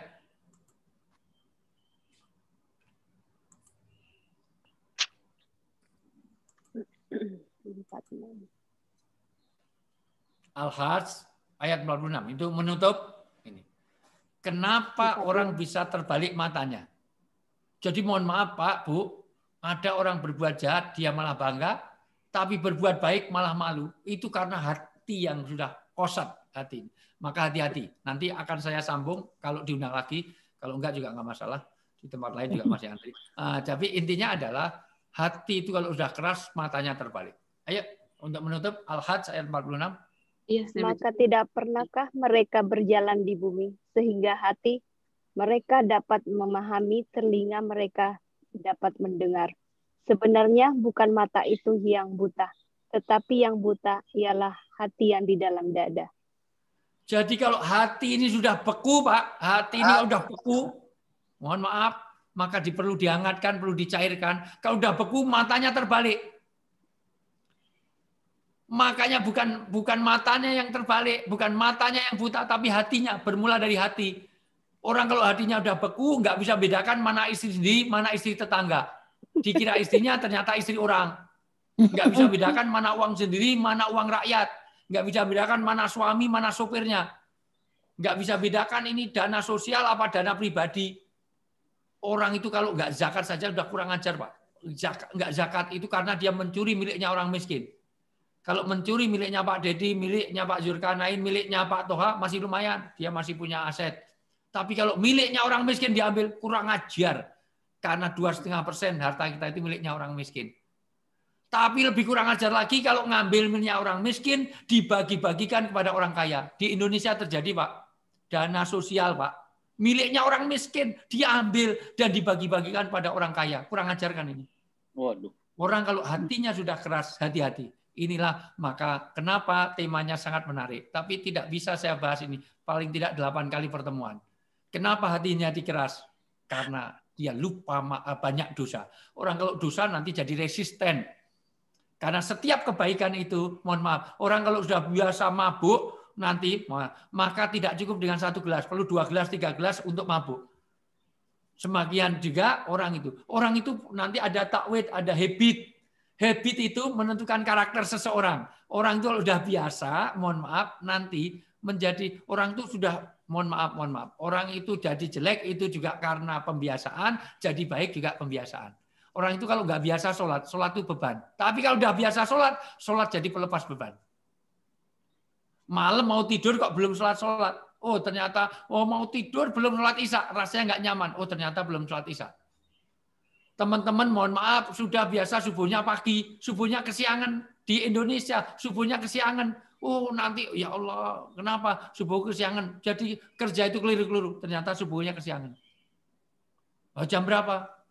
Oh, jam 7. Lah biasanya jam berapa? 6:30. Di Indonesia kok subuh 6:30? Nah, itu ya keterlaluan itu semuanya. Nah, kecuali kalau winter ya beda ya ini. Dari sisi ini sekali lagi mohon maaf ini. Ini pentingnya pembiasaan. Orang kalau nggak biasa pakai kerudung, Pak. Pakai kerudung pertama melorot terus. Makanya kameranya dimatiin semua karena tapi kalau udah biasa pakai mohon maaf. Tapi kalau udah biasa pakai kerudung, sekarang mohon maaf. Saya ngajak Bu Yuli, mohon maaf atau siapa? Silakan ya. Itu. Mbak Desi misalnya, saya ajak jalan-jalan pakai you can see. Pakai tank top, pakai minimalis, pakai you can see, I can use. Ya. Nah, pasti nggak nyaman. Kenapa sudah biasa? Maka hati masuk angin nanti Pak. Nah, itulah masuk angin masih lumayan. Kalau masuknya setan kan bahaya sekali. Nah, dari sisi ini, sekali lagi, inilah penelitian. Maka nanti kapan-kapan Pak Toha kita bicara tentang proses matinya hati. Jadi hati ini bisa mati, bisa beku. Hati ini bisa menjadi qasad wa qasad qulubuhum. Kenapa? Karena mata jadi terbalik, telinga. Karena barona. Karena perbuatan-perbuatan dia yang selalu menutupi hati.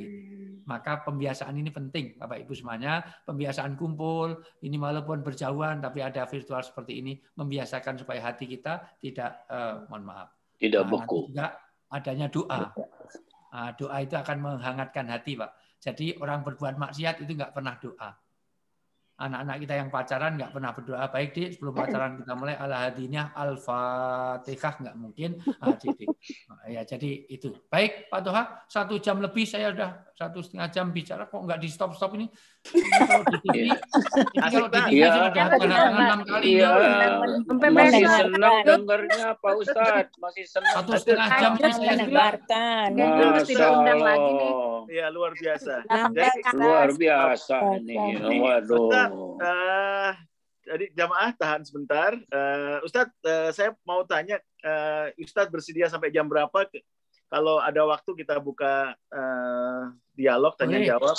Saya ada Zoom lagi tapi jam 9 waktu Indonesia Barat, waktu Indonesia. Cuman mereka ada sambutan-sambutan dari menteri, sambutan dari itu biarin, sambutannya biar lama. Oke. Jadi kalau kalau jam 9 berarti masih ada 10 menit. Ya, kalau jam nggak apa-apa. Monggo. Kalau saya mendahulukan ini. Oke, ya, masih ada 10 menit tapi nanti ya, seandainya kurang-kurang boleh follow di Instagram saya di @ustadzwijayanto.official. Oke. Siap, Ustaz. Atau ngundang lagi, ngapain cuma sekali ini. Iya. Oke, Ustaz, nanti kalau agak terlambat Ustaz bisa nanti tambah 5 menit atau 10 menit ya, 9. Oh, boleh nggak apa-apa. Masih aman aja. Sampai ditelepon, saya sampai diingatkan. Oke, jamaah semuanya, barusan kita dengarkan bersama-sama kajian dari Ustadz kita, Kiai Haji Dr. Ahmad Wijayanto, yang begitu luar biasa sampai nggak bisa di stop ya. Ustadz, sebelum ada tanya jawab, kita apresiasi Ustadz, dari jamaah yang hadir, dalam catatan saya ada 150 Ustadz. Ada jamaah 150 yang hadir. Kita apresiasi Ustadz. Jamaah yang paling senior ini ada tante kita Ustadz. Ada tante Nasrikin Ustadz. Usianya di tahun ini 85 tahun Ustadz, dan beliau adalah 85 tahun dan beliau adalah salah satu santrinya Ustadz Fahmi yang paling rajin setiap hadir. Terus kita apresiasi juga Ustadz. Nasrikin ya. Ya, Nasrikin ya. Tante Nasrikin. Ada kita sapa juga Ustadz senior kita yang ada di state paling selatan Amerika Ustadz, di Florida. Itu abang kita, namanya Abang Duta Mardin ya, bersama keluarga yang ada di Florida karena lagi snowboard. Bulis ya. Ya, dan Bulis itu di Florida. Kita apresiasi, terima kasih Bang Duta atas kesetiaannya dalam ikuti semua kajian. Jadi Bang Duta ini senior kita yang sudah cukup lama berdiaspora di Amerika, ya. Jadi menjadi guru dan panutan kita. Terima kasih Ustaz. Ya, terima kasih Bang Duta. Sehat selalu. Oke, Ustaz, ada beberapa. Kami nggak pakai jilbab, jadi mukanya nggak ada. Oke, terima kasih. Ustaz, sesuai janji kita tadi, Mbak Desi, kita ada 5 door prize. Ustaz, menurut catatan saya itu ada 150 yang ada, 149 persisnya. Ustadz, tolong sebutkan satu angka saja yang mendapatkan hadiah utama. Ini sudah saya tulis menurut daftar absennya ya. Oke, Ustadz, boleh dua, 1 sampai 150. Siapa Ustadz? Ya, sekarang tanggal berapa? Sekarang di sono? Sekarang tanggal 21. Ya, nomor 21. Oke, nomor 21 Ustadz.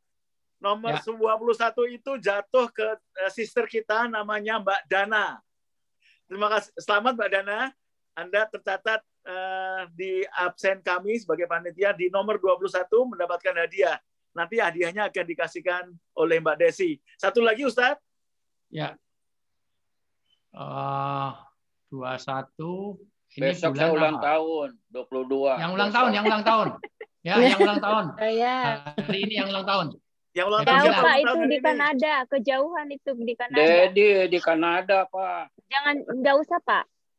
Kejauhan. Nggak usah. Yang tua, yang aja. tua. Iya, siapa karena yang Pak Yang Dedi. tua, yang senior. Pak Ini Dedi juga udah senior. Iya, Pak Dedi diprotes karena tadi setuju poligami. Jadi enggak. Oke, Yang paling Ustadz. diam, yang paling Oke, diam untuk menang. Saya menyingkat paling waktu. diam. Oke, jamaah untuk menyingkat waktu, saya pikir yang ulang tahun nanti bisa hubungi saya atau Mbak Desi yang hari ini ya. Insya Allah hadiahnya Ya. kita kasih. Oke, Ya. Ustadz, kita kasih kesempatan yang mau bertanya. Silakan. Tadi sudah ada di beberapa orang yang bertanya, Ustadz. Kita bacakan aja. Ustadz, Assalamualaikum warahmatullahi wabarakatuh. Ustadz, Waalaikumsalam. Ustadz, ini ada di Japri Ustadz ya. Ustadz, saya sangat miris dengan apa yang disampaikan oleh Ustadz barusan di akhir ya tentang orang makan haknya orang miskin, Ustadz. Itu ternyata Ustadz, sembako yang dibagikan itu satu paketnya dipotong 10.000 Ustadz, kali sekian juta Ustadz. Bahkan ada wacana orang yang korupsi itu dihukum mati saja. Bagaimana menurut pandangan Ustadz? Terima kasih. Pertama, hukum itu kaitannya dengan ada law enforcement. Di dalam Islam ada namanya potong tangan, tapi nanti harus ada pakai peradilan. Jadi hukum tidak bisa ditegakkan kalau tidak ada law enforcement.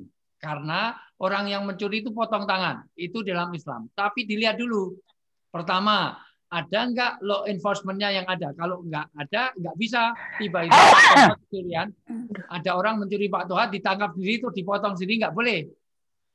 Karena harus lewat peradilan. Lihat dulu, kenapa dia mencuri. Oke, satu, kalau dia mencuri. Ternyata dia sudah 3 hari nggak makan. Sementara yang kecurian itu orang kaya raya. Maka oleh Umar bin Khattab radhiyallahu anhu, justru yang dipenjara siapa? Yang kaya raya yang kecurian. Kamu udah tahu tetangga bersebelah 3 hari nggak makan, miskinnya luar biasa, kamu makanan berlimpah ganda. Maka kamu harus memelihara kuda 40 hari ditahan orang kayanya. Karena kamu nggak peduli.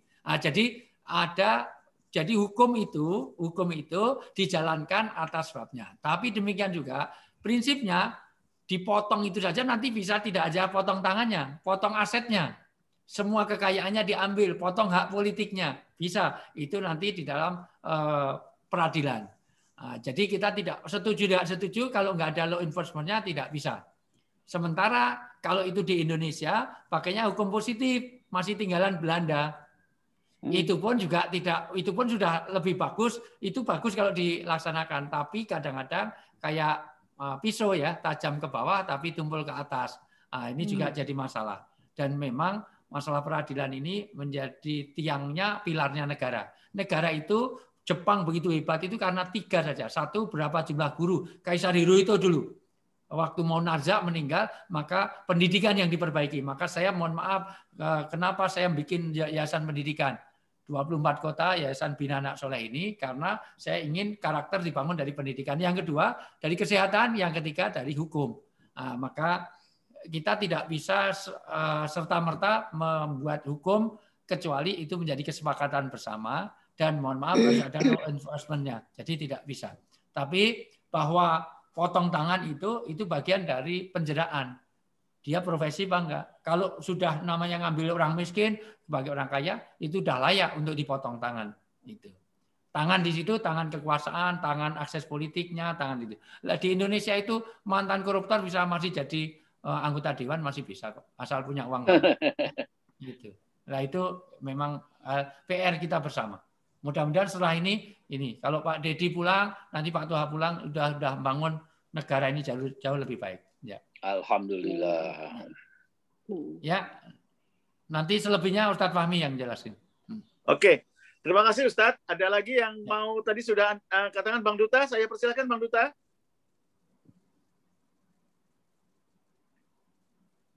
Bang Duta yang ada di Florida. Ya. Lagi berjemur ya. Ya, silakan Duta. Ya, silakan. Yanto, saya penggemar Ustadz. Pertanyaan saya Ustadz adalah bagaimana banyak sekali ulama-ulama kita dipersekusi Ustaz di Indonesia itu. Sedih sekali mendengarnya. Iya. Kapan Ustaz juga akan berurusan dengan hukum? Doakan Pak, mudah-mudahan baik ya. Saya baru saja kemarin sudah bersama dengan para menteri dan dengan Anies Baswedan, dengan Pak Pratikno, dengan beberapa menteri karena saya harus khutbah nikah. Saya juga sudah sampaikan tentang bagaimana negeri ini jadi lebih baik karena memang salah satu musibah itu terjadi di satu kaum, di satu negara. Kalau ada ulama-ulama yang terdolimi dalam pengertian ilmu ulama ini tidak dijalankan. Artinya itu, satu, ada imam yang tidak adil. Dua, kalau zakat tidak ditunaikan. Tiga, jadi dalam hadis itu riwayat Bukhari dan Muslim ada 6 penyebab musibah akan terjadi di satu kaum. Kalau satu, ada imam yang tidak adil. Yang kedua, kalau ada zakat tidak ditunaikan. Ketiga, ada kemaksiatan yang merajalela. Itu. Yang keempat, mohon maaf, kalau sudah ada ulama-ulama yang tadi yang terzalimi karena ilmunya tidak mengamankan. Berikutnya, kalau sudah mohon maaf, hukum-hukum agama tidak syariat agama tidak terjalankan. Nah, itu bagian dari musibah itu akan terjadi di satu kaum. Nah, maka apakah misalnya itu menjadi PR kita bersama? Karena di Indonesia kemaksiatan itu sudah menjadi komersialisasi. Zina itu dosa besar, tapi kalau zina sudah jadi komersil, itu menjadi musibah di satu kaum. Nah, makanya ya sudah, ini PR kita bersama ya, mudah-mudahan ke depan lebih baik karena ya namanya juga semuanya karena politis saja. Jadi sebetulnya kadang-kadang alasannya bukan alasan hukum, buktinya bukan bukti hukum, tapi ada bukti-bukti politis. Ya kita doa bersama, kurang apa ya, semaksimalnya lah. Saya tidak bisa ini karena juga pakai tangan, saya nggak punya kekuasaan apa-apa, saya rakyat jelata maksud saya. Tapi tetap dimanapun kesempatan kita harus sampaikan, tidak boleh ada, karena keadilan itu dekat dengan takwa, dan orang yang kezaliman itu dekat dengan neraka. Artinya apa? Memang ya perintah kita adalah tegakkan keadilan, tunaikan amanah.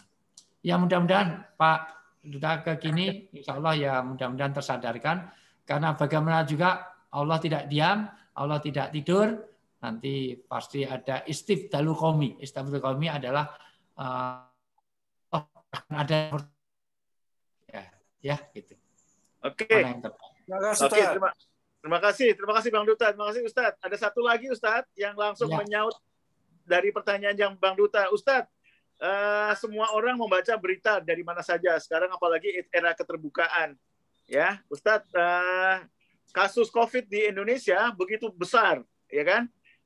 Paling besar di Asia setelah India. Apalagi sekarang akhir-akhir Ustadz, bencana alam terjadi di mana-mana. Apakah ini memang ujian dari Allah atau peringatan dari Allah? Pertanyaannya sangat jelas Ustadz. Apakah ujian atau peringatan terhadap para pemimpin di negeri kita? Terima kasih. Ya, bisa 3. Pertama, ini peringatan atau ingdar. Kedua adalah bentuk cintanya Allah. Karena tanda cintanya oleh Allah itu ibtalahu. Artinya tanda orang cinta kepada Allah, cinta pada dia, ibtalahum, dia akan dikasih satu cobaan. Jadi musibah adalah tanda cinta. Musibah adalah cintanya Allah. 1 untuk menggugurkan dosa, 2 untuk meninggikan derajat di surga, 3 untuk mengoreksi diri, 4 ada 45. Nah itu kalau saya sebutkan dari hadis-hadisnya. Untuk rasa kepedulian, karena ini cara untuk memperbaiki. Karena setelah corona orang itu jadi lebih baik. Hari ini dengan adanya corona, nanti orang peduli pada kesehatan, peduli kepada kebersihan, peduli kepada pola makan, peduli pada lingkungan. Sekarang lapisan ozon itu semakin baik, bahkan kemacetan sudah berkurang. Gitu. Tapi juga bisa menjadi satu ujian kecil. Karena apa? Karena ini bukan hukuman. Karena kalau hukuman nanti, mohon maaf, ini adil sekali. corona tidak hanya menimpa kepada orang maksiat. Harusnya yang kena corona itu ya tempat prostitusi, tempat maksiat. Tapi enggak, ulama juga kena. Kiai juga kena, para asatid, teman-temannya Ustadz Fahmi juga banyak yang kena. Itu. Nah, dari sisi ini maka sangat adil. Koruptor kena, orang baik kena. Maka ini bukan siksaan, ini bukan adab. Orang Islam itu, orang beragama itu tahu adabnya nanti adalah di akhirat. Tetapi itu tidak cara meninggikan derajat. Kalau ada ulama yang kena COVID meninggal, itu bagian dari jalan surgawi mereka. Daripada hidup di carut-marut di dunia ini enggak beres, ya sudah surga saja. Ini masukkan surga secepatnya. Itu cara Allah mensurgakan dia. Tapi ini juga bisa jadi ujian kita. Nah, dengan adanya ujian ini, bagaimana kita lulus apa enggak. Jadi Allah kasih jalan, tetapi cara menempuhnya diserahkan kepada kita. Tapi takdirnya Allah bikin takdir-takdir, tapi cara menempuhnya itulah yang kita usahakan. Maka untung Allah tidak melihat pada hasil, tapi pada manajemen proses. Yang penting menghadapi corona ini, satu, aman, iman, dan aman, imun, iman. Nah, sekali lagi, maka Ibnul Qayyim Al-Jauziyah terhadap musibah ini ada 4 sikap yang dilaknat 1. Kata Ibnul Qayyim Al-Jauziyah, jangan mengeluh, apalagi menyalahkan Tuhan, apalagi mencela. Tidak boleh, karena ini datang dari Allah. Dalam surat At-Taghabun ayat 11, semuanya datangnya dari Allah, kita harus terima. Maka yang kedua, yang boleh 3 hal. Yang enggak boleh 1, yang tidak boleh, yang diharuskan 3 hal. 1, sabar. Sabar itu dalam 3 hal. 1, sabar di dalam musibah, yaitu Nabi Ayub alaihissalam. Nabi Ayub itu 14 tahun kena musibah, 7 tahun sakit full. Habis itu tidak hanya itu, sudah gagal panen, kena musibah banjir, banjirnya likuifaksi, 10 anaknya tenggelam bersama rumahnya. Habis itu sakit saja, diusir oleh kaumnya, dan istrinya pun meninggalkannya. Dan ini yang saya sebut, sekarang banyak tipe-tipe wanita tipe Bu Ayub. Ada uang abang disayang, nggak ada uang abang ditendang. Abang di melayang. Kalau kaya raya masih aktif, dia sayang, begitu mau pensiun cari berondong, pindah ke lain hati, bahkan pindah ke lain body. Itu wanita-wanita Bu Ayub.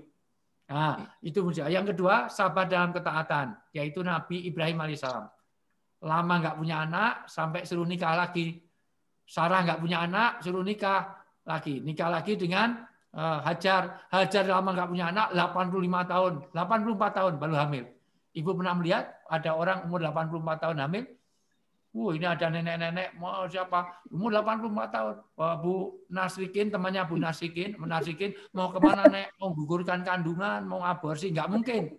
Nah, sudah. Tapi Allah memungkinkan. Hamil suruh tinggal pergi, sabar. Setelah pergi suruh nyembelih anak. Untung yang jadi anak itu Ismail.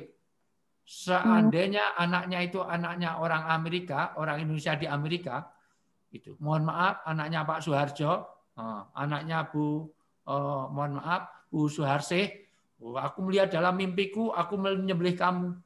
Maka pikirkanlah, if'al, lakukan. Insya Allah satajiduni minas sabirin. Saya akan jadi orang sabar.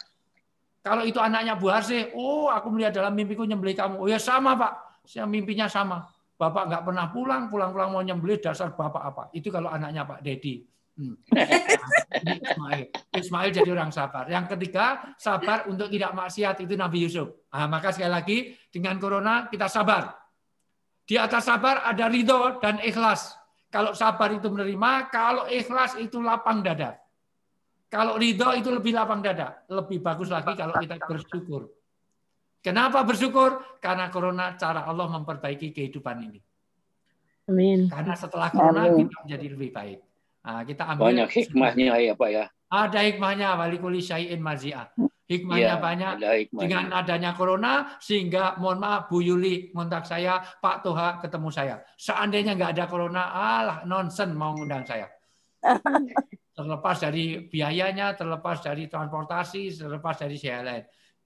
Ini underestimate itu Pak. Iya, artinya ini kan cari ustadz yang lain sibuk, akhirnya ya nemu saya, alhamdulillah. Gitu. Nyatanya kan nggak akan ngundang lagi. Paham ya maksud saya? Insya Allah. Ya, jadi itu corona kita sikapi dengan baik. 1, kita bersyukur terhadap godaan ala kulli syai' semuanya. Saya selalu menganjurkan kendaraan apapun, rumah apapun syukuri. Punya Alphard pun disyukuri karena ada lagunya. Syukuri Alphard yang ada, hidup adalah anugerah. Jadi walaupun mobilnya Alphard disyukuri, ya itu. Alhamdulillah. Syukuri Alphard yang ada, ya. Alhamdulillah. Alhamdulillah. Ustaz, mantap. Ya, mantap, luar biasa. Jamaah rahmatullah, karena waktu juga ya, Ustadz Wijayanto sudah kasih bonus ke kita 7 menit, saatnya kita berakhir jam 9, ya kan? Karena kesibukan beliau bisa, juga. Pak. Ya, Ustadz masih ada yang mau tanya nih, bisa nggak? Boleh terakhir ya. Terakhir, silakan. Tadi silakan ibu-ibu. Silakan. Assalamualaikum Pak Ustadz. Waalaikumsalam warahmatullahi wabarakatuh. Dengan Bu siapa? Di mana?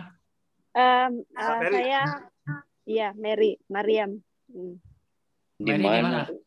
Iya. Pengurusan pengumpulan. Nama saya Mary Pak, tapi dipanggil boleh Mariam, baru ganti nama sama Pak Ustaz sama Bu Dede. Oke. Bu Mary di mana? Saya di Maryland. Maryland, ya. Asalnya? Saya asal Makassar, Ujung Pandang. Makassar. Iya. Ya, pertanyaan saya tadi kan Pak Ustadz terakhir ngomong katanya kalau hati kita udah mati, maksiat itu juga gampang gitu. Terus pertanyaan saya, bagaimana cara menghidupkan hati yang mati itu, Pak Ustadz? Ya, pertama dzikrul maut. Jadi dzikrul maut, ingat kepada kematian. Yang kedua adalah ibadah. Lakukan ibadah, karena semua ibadah itu menghidupkan hati. Baik baca Quran, baik zikir, baik wirid. Yang ketiga, membuat bi'ah hasanah, suasana. Kenapa ruangannya Pak Dedi itu dibikin terang? Kenapa ruangannya Pak Toha dibikin terang? Mbak Desi dibikin terang. Catnya pun cat yang terang, putih, supaya tahu bahwa Mbak Desi di ruangan. Kalau itu dicat hitam, gelap, wah, terus maka nggak ada lampu, maka itu bukan ruangan, itu uji nyali. Orang tergantung suasana. Maka suasana. Nyatanya Anda pakai jilbab beda dengan pakai you can see. Hari ini saya pakai batik bukan apa-apa, supaya saya menghormati, supaya nanti tampilannya jadi beda, karena nanti perilakunya beda dibanding kalau saya pakai jin sobek-sobek. Kalau nggak percaya nanti Mbak Mary punya anak dikasih baju polisi, baju tentara, nanti jalannya akan berbeda. Jadi suasana itu mempengaruhi perilaku. Jadi hati kita kalau ada suasana agama. Yang ketiga, yang berikutnya, enggak usah ketiga, makanya yaitu teman-teman orang yang soleh. Jadi orang yang teman dalam solehan itu teman Anda WA grup segala macam, kalau dia soleh maka menghidupkan hati. Itu. Berikutnya doa. Karena tahu jelek belum tentu ditinggalkan, tahu baik belum tentu dijalankan. Tahajud itu baik, tapi mohon maaf, apakah kemarin malam atau nanti malam semuanya tahajud juga belum tentu. Saya tanya, sedekah juga baik, tapi zakat mal kita dengan zakat mall kita lebih banyak mall apa mal? Mall. Banyakkan mall, ya. Gosip itu baik apa jelek? Gosip baik apa jelek? Jelek. Tapi ada nggak ibu-ibu yang suka gosip? Semua. Banyak, Ustaz. Bahkan ada teman-teman kita yang suka ngerokok. Saya tanya, rokok itu baik apa jelek? Dia tahu jelek, tapi tetap aja ngerokok. Jadi tahu baik belum, maka perlu doa. Allahumma arinal haqqa warina tibah. Doa untuk hati itu ya muqallibal qulub, sabbit qalbi atau qulubana ala dinik. Yang membolak-balikkan hati, tetapkan dalam agama. Doa itu akan membuat hati kita tidak. Sebetulnya hati itu kurangi maksiat. Kenapa? Ingat mati. Kurangi kecenderungan pada dunia, ingat akhirat. Ya, begitu Mbak Mary. Ini hanya poinnya, tapi breakdown-nya nanti kita breakdown kalau diundang lagi. Tapi setuju nggak kalau saya nanti bikin forum lagi? Setuju nggak? Ya, setuju. Setuju. Tolong saya dukung. Mbak Yuli, ya ketua yang baik harus memperhatikan aspirasi daripada jamaahnya. Ya. Insyaallah, amin ya rabbal alamin. Ya, yang lain-lain nanti Japri, Pak Toha khusus nanti saya kasih link untuk kajian bersama Pak Dinamudin. Ya Ustaz, siap. Ya, saya beberapa kali kontak beliau juga. Oke, Bapak-bapak, Ibu-ibu jamaah, waktu juga lah yang memisahkan kita. Sekarang sudah jam 9:11. Ustadz Wijayanto harus menghadiri acara berikutnya. Ustadz, kita kasih kehormatan yang bertanya pertama kepada Bang Duta. Bang Duta, terima kasih atas pertanyaannya. Abang mendapatkan hadiah dari kami, dari panitia, sponsornya dari Al-Hikmah dan teman-teman. Mbak Meriam juga dapat hadiah, ya. Jadi insya Allah nanti hadiah kita. Ya. Tapi Bang Duta hadiahnya kita tunggu sampai di Maryland ya. Kita nggak akan kirim ke Florida. Mbak Meriam hadiahnya bisa kontak ke Mbak Desi, ya. Terus Mbak Dana hadiahnya bisa ya, door prize-nya bisa kontak Mbak Desi. Jadi sekarang sudah berakhir, tidak perlu saya simpulkan, semuanya sudah tahu. Mengingat waktu juga, kita berikan kesempatan kepada Ustadz Wijayanto untuk menutup doa untuk mengakhiri acara ini. Silakan Ustadz. Baik. Pertama, kalau ada salah tentu jangan tolong dimaafkan. Kalau ada jarum yang patah jangan disimpan dalam laci. Kalau ada kata yang salah jangan masukkan dalam hati. Allah. Kalau ada sumur di ladang boleh kita numpang mandi. Kalau umur kita panjang, tolong Mbak Yuli bisa kontak saya lagi. Ya. Insya Allah. Insya Allah. Ya. Doa tidak terkabul kalau hati kita kosong, maka tolong isi hati kita masing-masing. Ada yang paling berhak untuk kita doakan orang tua. Orang tua itu ada 3, satu orang tua kandung, kedua atau yang mengasuh kita, yang kedua adalah mertua, karena anak turun kita dari mertua. Yang ketiga adalah orang yang berjasa dalam hidup kita. Ibu Narsikin, mohon maaf, ini juga orang tua kita di sini, Pak Dedi orang tua kita di sini, Pak Toha orang tua di sini, termasuk para ustadzah dan ustadzah Dede, ustadzah. Mohon maaf, ini semuanya para ustadz, ini semuanya adalah ustadz-ustadz kita di sini, maka itu juga orang tua kita. Baik, kita selipkan hati kita, silakan doa kita, Ustadz Fahmi juga ustadz kita, juga orang tua kita. Jadi selipkan dalam hati kita untuk para orang tua kita, baik yang sudah meninggal maupun yang masih hidup. Bismillahirrahmanirrahim. Alhamdulillahirabbil alamin.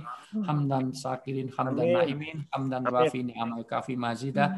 Ya Rabbana lakal hamdu kama yanbaghi li wajhikal karim wa animi sultanik. Allahumma fil ana wali walidina warhamhum kama rabbauna shighara walil mu'minina wal mu'minat wal muslimina wal muslimat al ahya'i minhum wal amwat. Innaka sami'un qaribun mujibud da'wati ya qadiyal hajat.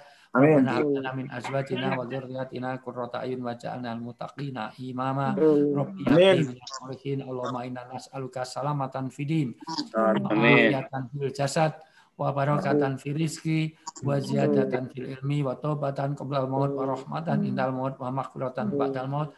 Allahumma halim alaina fi sakatil maut wa najatan minan nar wal afa indal hisab. Allahumma fatna minal corona, Allahumma fatna minal corona, Allahumma fatna minal corona. Rabbana atina fid dunya hasanah wa fil akhirati wa qina adzabannar bi fatihil amma yasifun wa salamun alal mursalin walhamdulillahirabbil alamin. Assalamualaikum para guru kami, para ustaz kami, para kiai kami, mohon maaf para senior kami. Jazakallah khair. Pak Ustaz. Terima kasih, ditunggu balik. Terima kasih. Assalamualaikum warahmatullahi wabarakatuh. Waalaikumsalam. Terima kasih banyak Ustaz. Saya tunggu untuk ininya ya, apa namanya, majelisnya dengan Profesor Din Samsudin ya. Ustaz. Nanti WA saya. Ya, WA ke saya ke nomor saya. Ya nanti nomor saya tulis di chat. Saya tulis di chat. Pak Ustadz, boleh tahu saya ke Ottawa, Kanada, Pak Ustadz? Gimana? Siap? Ottawa, Kanada, boleh? Siap. Alhamdulillah. Terima kasih banyak. Ditunggu undangannya.